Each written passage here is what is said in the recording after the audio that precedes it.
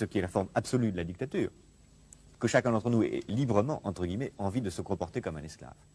Alors, que devient la liberté? Bien, le concept même de liberté va devenir de plus en plus perverti. Et c'est ça qui est fascinant dans cette évolution, et c'est peut-être pour ça qu'elle est le plus terrible, c'est qu'elle va récupérer tous les concepts, y compris celui de liberté. Parce que qu'est-ce que c'est cette société de machines qui nous apprend à nous surveiller nous-mêmes? C'est une société qui dit, soyez libres.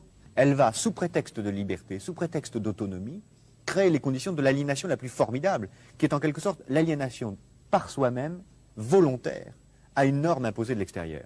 On nous dira, il ne faut pas fumer, pas conduire, pas boire, mais aussi pas avoir tel gène dans sa structure héréditaire. Si vous l'avez, vous êtes extérieur à la norme, faites tout ce que vous pouvez pour vous en débarrasser.